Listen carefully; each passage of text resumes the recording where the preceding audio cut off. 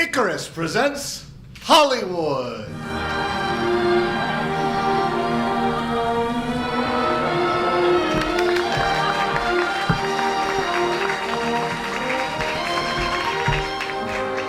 Icarus Brothers Company, the makers of Icarus UV sun lamps, brings you the Icarus Radio Theater Hour.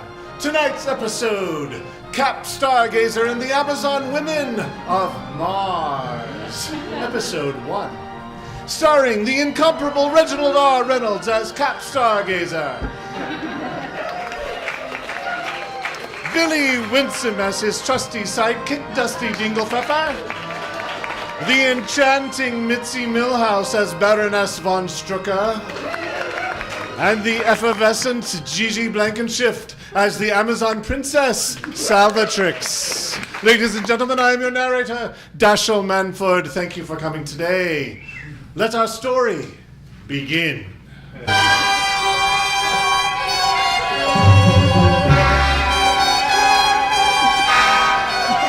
1938. Adventurer extraordinaire Cap Stargazer and his trusty sidekick Dusty Dinglefeffer have been invited to a lavish ball in the Austrian castle of genius inventor Baroness von Strucker, who promises a private demonstration of an amazing new invention. The adventurous duo arrives at the front drawbridge. Good evening, sir. Your invitation? No one enters the castle without an invitation. This is Captain Stargazer you're talking to, mister. It's all right, Dusty.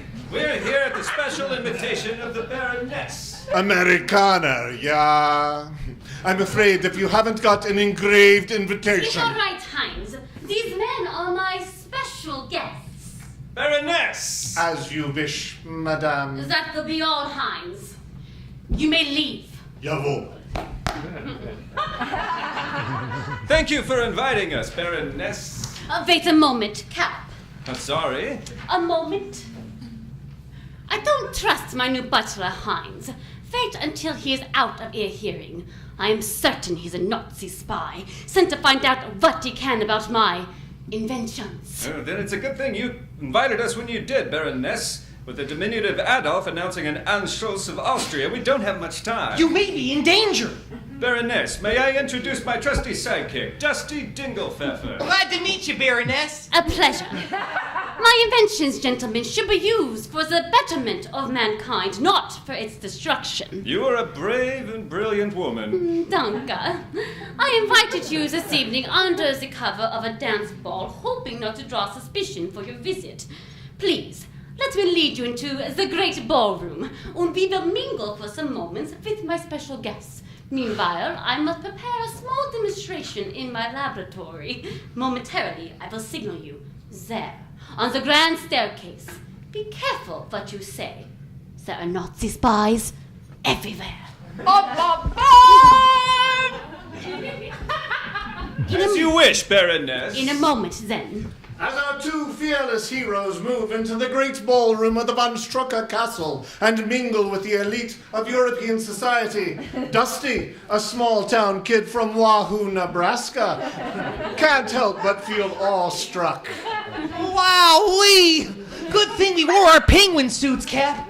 Get a load of the personnel at this shindig. Tighten up that slack jaw, Dusty, and try to blend in. Hors d'oeuvres, gentlemen? Yes, please. Kind of chewy. What is it?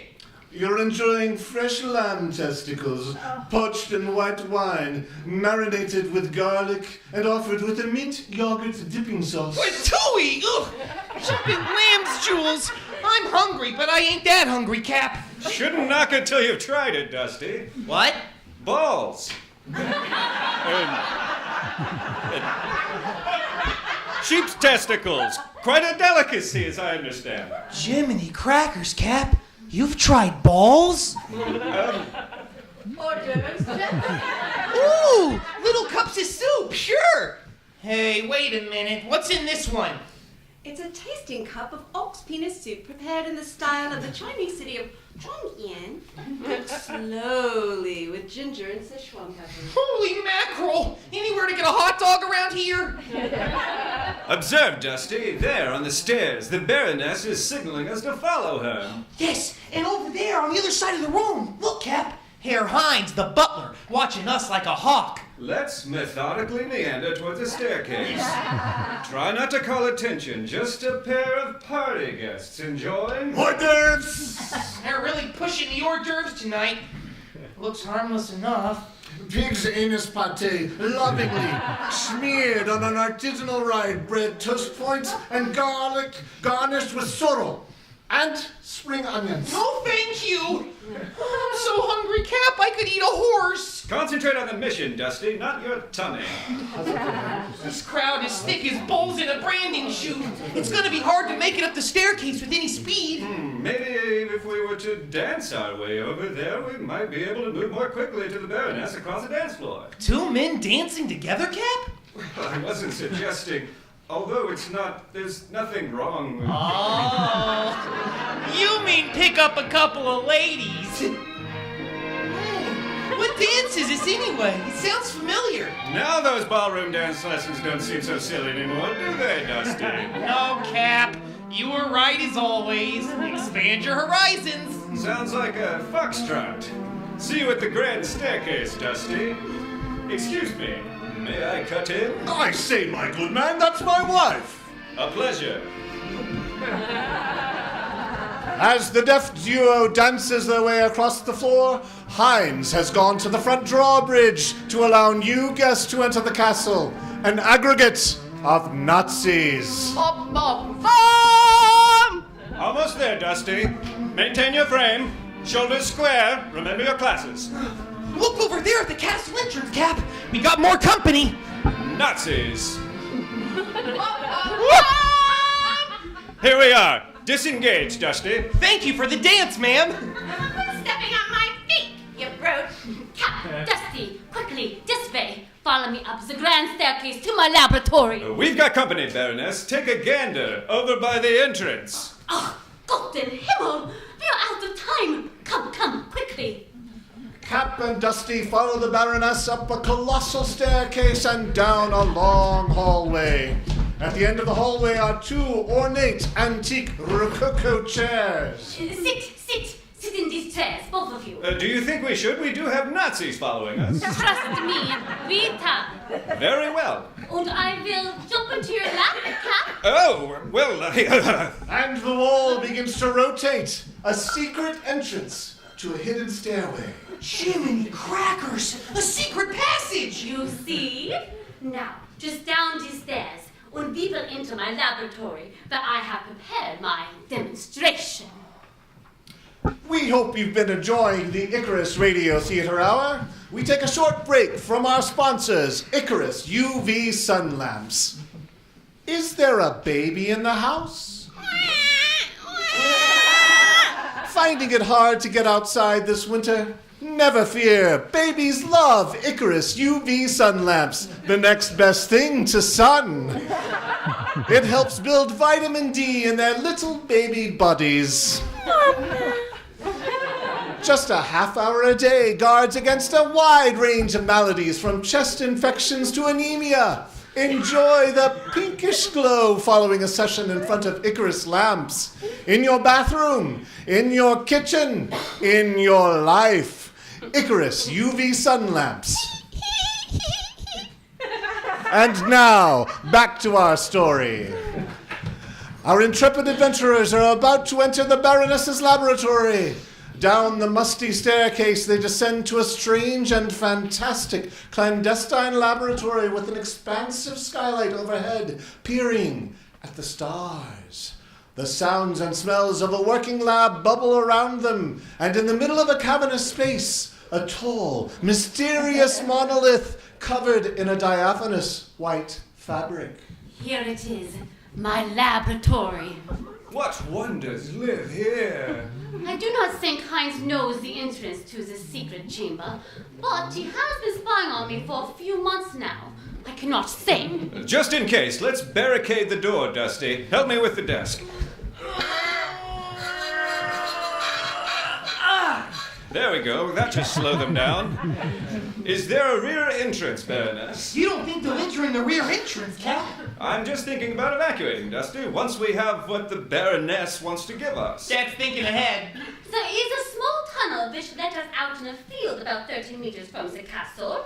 And there is also What, the skylight? the stars. Right. You must now be dying with curiosity, Cap.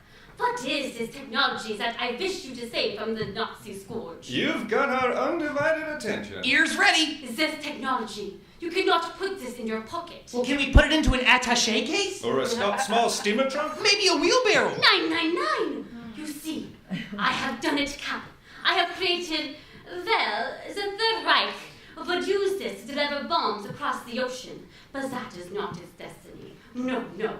Its purpose is to answer our questions about the mysteries of the firmament.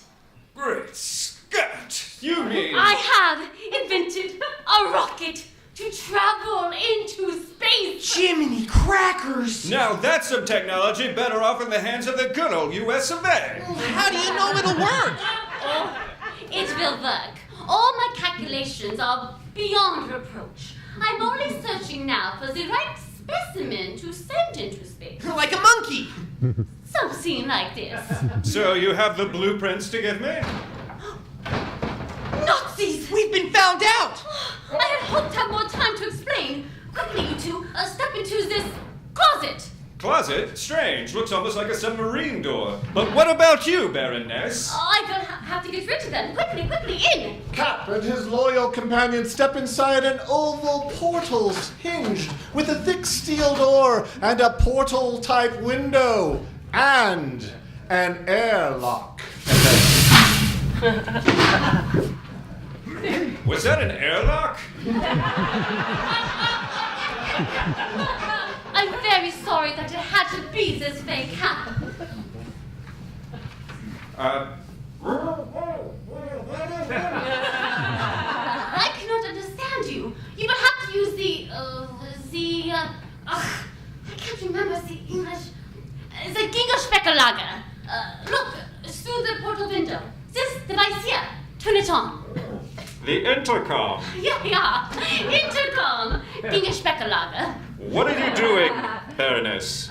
This was the only way to get the technology away from the Nazis, Cap. I needed a pilot. A pilot? Haven't you figured it out by now, Cap? Don't you see? There are no blueprints. I burned them. All the plans and calculations, all that remains is the rocket itself. I'm not in a closet, am I? No, my darling Cap. You now stand locked inside the command center of my rocket ship. I have built it, and soon you will blast off to the heavens. You will be the first men to set foot on Mars. That cannot hear Dusty. You must speak into the Gingerspeckerlager. He said he is very hungry and you are only serving balls and anus. And his Gegensprechellager is broken. You have all the supplies you need for this voyage, Cap. Enough for the two of you for 5 years. The flight path is already programmed for Mars. You will have to land it manually, but a first-class United States Air Force pilot like yourself should have no problems understanding how to fly the Von Strucker. I cannot hear Dusty even a little. He says he hates the name of the rocket. This does not matter, Cap. All that matters is going where none have gone before, and keeping the technology from the Nazis. What about you, Baroness? They may hang you for treason. They don't dare. I'm too valuable to them alive. I wish I was coming with you, Cap. You could just open the door. No,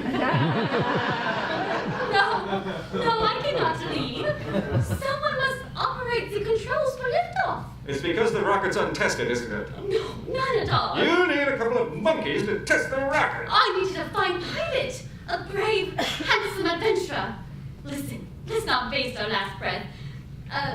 Before the Nazis break down the door, quibbling about fire, if I not do not go with you, the rocket's return flight pattern will be activated in 5 years' time. We will see each other again in better days. I hate you right now. But there's a side of me that yearns for adventure on other worlds. Dusty says he just hates you. He has a girl back home. There's no way she'll wait around for him with all those horn dogs sniffing around. This is a little too personal, Dusty. Strap in, Cap.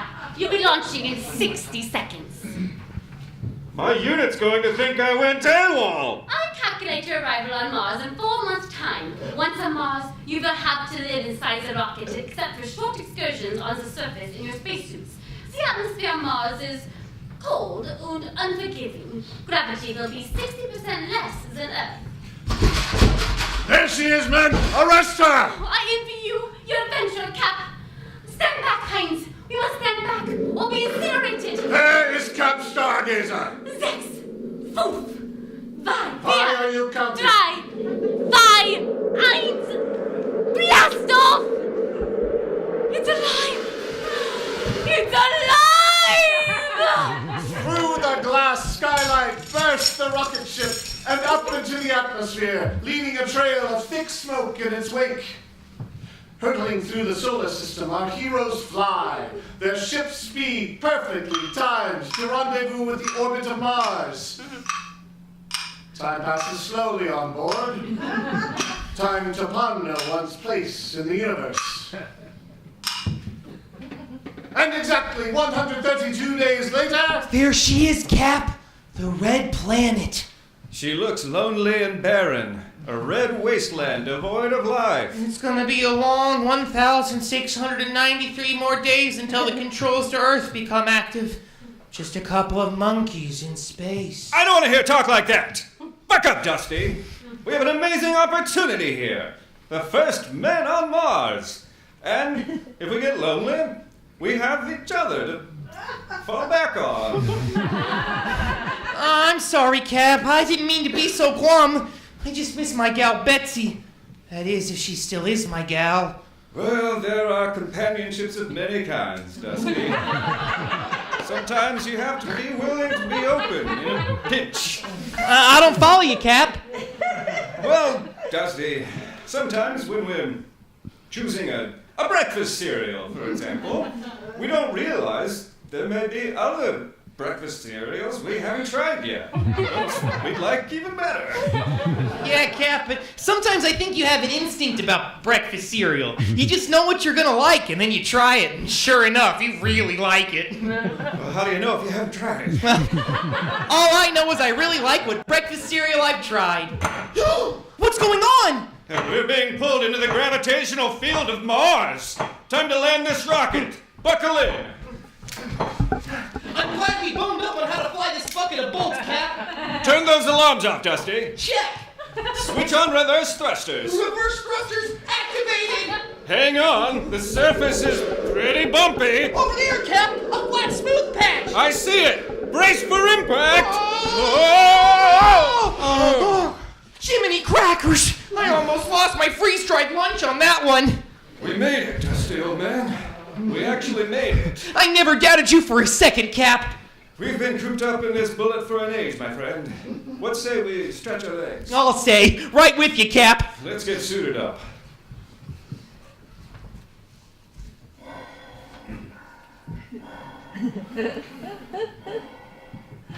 Our two intrepid travelers suit up for action, excited to be the first men ever to set foot on a red and craggy surface.